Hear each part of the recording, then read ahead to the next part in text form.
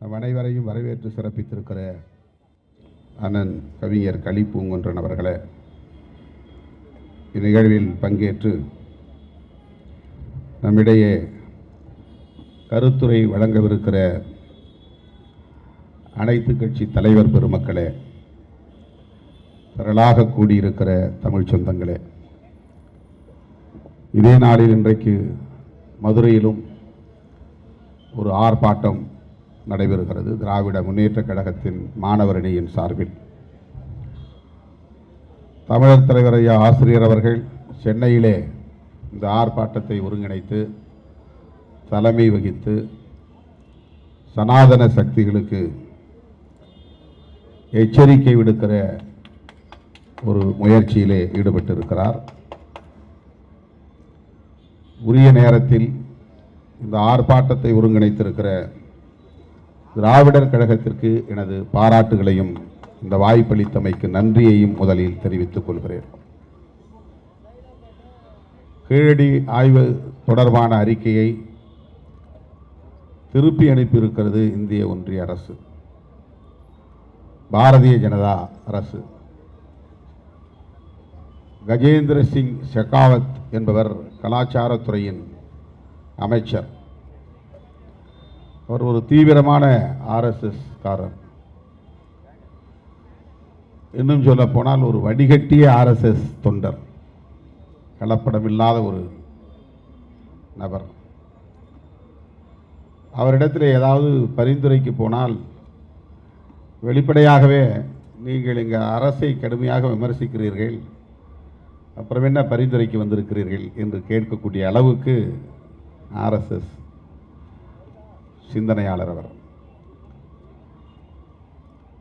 நாடாளுமன்ற உறுப்பினர்கள், மக்களின் பிரதிநிதிகள், மக்கள் சார்பிலே பரிந்துரை எடுத்து வருகிறார்கள் என்கிற ஒரு நாகரிகம் கூட அவரிடத்தில் இல்லை என்பதை கண்டு அதிர்ச்சி அடைந்திருக்கிறோம். தமிழர்களின் தொன்மை கீழடி ஆய்வறிக்கையில் வெளிப்பட்டிருக்கிறது. கிமு 6ஆம் நூற்றாண்டு காலத்தை உறுதி செய்திருக்கிறார்கள். தமிழ்நாட்டில் தமிழ்நாடு அரசு நிறுவிய ஒரு ஆய்வகத்தில்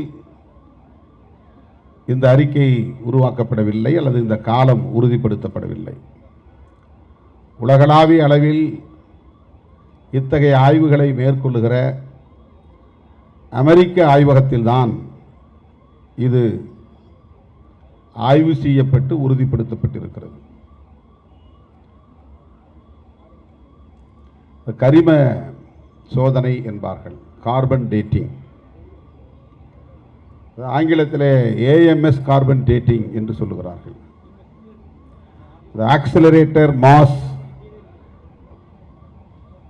ஸ்பெக்ட்ரோமெட்ரிக் என்று அதற்கு பெயரிட்டிருக்கிறார்கள். Accelerator mass spectrometric carbon dating. இது உலகத்தில் உள்ள எல்லா நாடுகளும் பின்பற்றக்கூடிய ஒரே மெத்தடாலஜி, ஒரே வழிமுறை, ஒரே ப்ராசஸ். அதற்கென்று நிறுவப்பட்டிருக்கிற ஒரு லேப், ஒரு ஆய்வகம், சோதனை செய்யக்கூடிய ஒரு ஆய்வகம். அமெரிக்காவில் இருக்கிற ஆய்வகம் என்பதனால் அது உயர்ந்தது என்று நாம் சொல்லவில்லை. உலக நாடுகள் அனைத்தும் ஒப்புக்கொண்ட ஒரு ஆய்வகம்.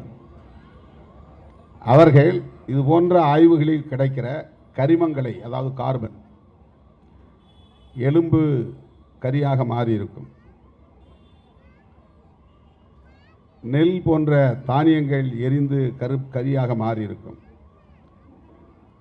மனிதனுடைய பல் நீண்ட காலம் இருக்கக்கூடிய ஒரு பொருள், தடயங்களில் மிக முக்கியமான ஒரு அறிவியல் ஆய்வுக்கு பயன்படக்கூடிய, உறுதிப்படுத்தப்படக்கூடிய ஒரு தடயங்களில் ஒன்று பல். அது எரிந்து கரியாக மாறியிருக்கும். ஆயிரக்கணக்கான ஆண்டுகள், நூற்றுக்கணக்கான ஆண்டுகள் அப்படியே மண்ணில் புதைந்து கிடக்கிற போது தெரியும்.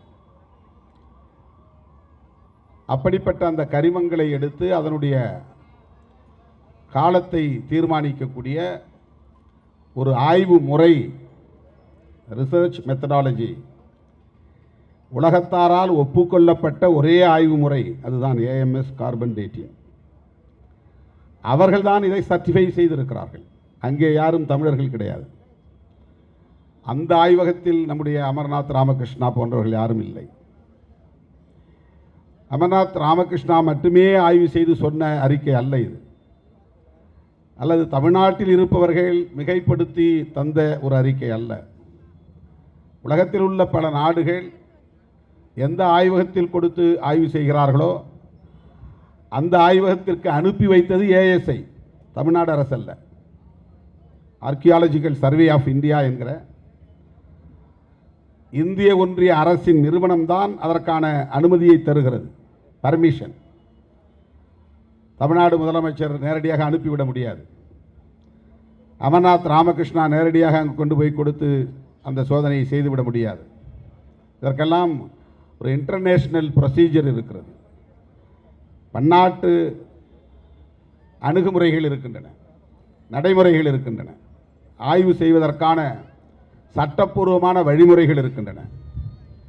அவற்றை பின்பற்றி தான்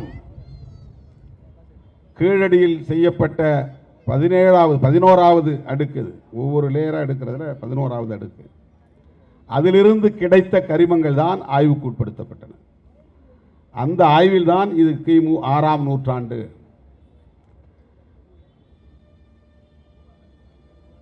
இது இதுவரையில் சொல்லப்பட்டு வந்த ஆரியன் சிவிலைசேஷன் என்று சொல்லப்படக்கூடிய ஆரிய நாகரிகத்தை அடியோடு புரட்டி போடுகிறது, அதை பொய் என்று நிரூபிக்கிறது.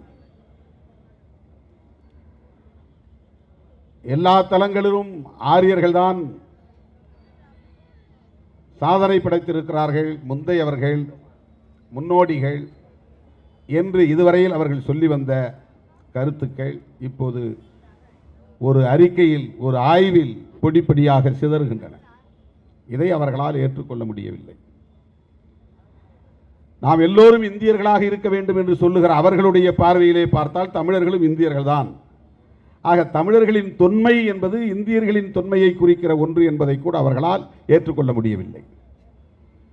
ஆக தமிழர்களை இந்தியர்களாகவும் ஏற்றுக்கொள்ள முடியவில்லை. தமிழர்களின் தொன்மையை இந்தியர்களுக்கான வரலாறு என்பதாகவும் அவர்களால் உள்வாங்க முடியவில்லை, ஏற்றுக்கொள்ள முடியவில்லை. அதிலிருந்து வெளிப்படுகிற ஒரு எதிர்வினைதான் இந்த அறிக்கைக்கு இன்னும் போதுமான ஆதாரம் தேவை என்று. ரிசர்ச் மெத்தடாலஜி என்பது எல்லா இடங்களிலும் ஒரே மாதிரி தான். எந்த பல்கலைக்கழகத்துக்கு போனாலும் பிஹெச்டி தான் பண்ணணும்னு ஒரு ப்ரொசீஜர் இருக்குது, மெத்தடாலஜி இருக்குது. அந்த மெத்தடாலஜியை சென்னையில் பண்ணாலும் அதுதான் நீங்கள் ஃபாலோ பண்ணணும், டெல்லி ஜேஎன்யூவில் பண்ணாலும் அதுதான் ஃபாலோ பண்ணணும்.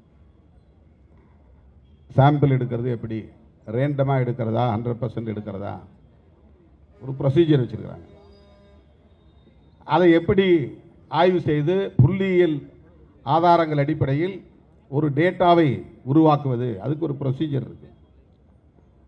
இதை யாரும் மீற முடியாது. அவரவர் விருப்பம் போல ஒரு பிஹெச்டி பண்ண முடியாது. அதுபோல் தான் இந்த தொல்லியல் ஆய்வும் கூட. உலகத்தில் உள்ள எல்லா நாடுகளும் ஒரு கிரைட்டீரியா வச்சிருக்கிறாங்க. அந்த கிரைட்டீரியா என்னென்னு நீ பட்டியல் போடு. இந்த கிரைட்டீரியா அடிப்படையில் இந்த ப்ரொசீஜர் ஃபாலோ பண்ணியிருக்கணும், நீ இந்த ப்ரொசீஜர் ஃபாலோ பண்ணலை, பின்பற்றவில்லை, ஒரு 2 நடைமுறைகளைத்தான் நீ பின்பற்றியிருக்கிறாய், இன்னும் 4 நடைமுறைகள் எஞ்சி இருக்கின்றன, அந்த 4 நடைமுறைகளையும் நீ பின்பற்று, அல்லது 5 நடைமுறைகளை பின்பற்றியிருக்கிறாய், 6வது நடைமுறையும் பின்பற்றி அதை உறுதிப்படுத்து என்று சொல். ஒன்றுமே சொல்லாமல் திருப்பி அனுப்பி இன்னும் எங்களுக்கு ஆதாரம் தேவை, சயின்டிஃபிக் பேஸ்ட் எவிடன்சஸ் எங்களுக்கு தேவை என்று இவர்கள் சொல்லுகிறார்கள்.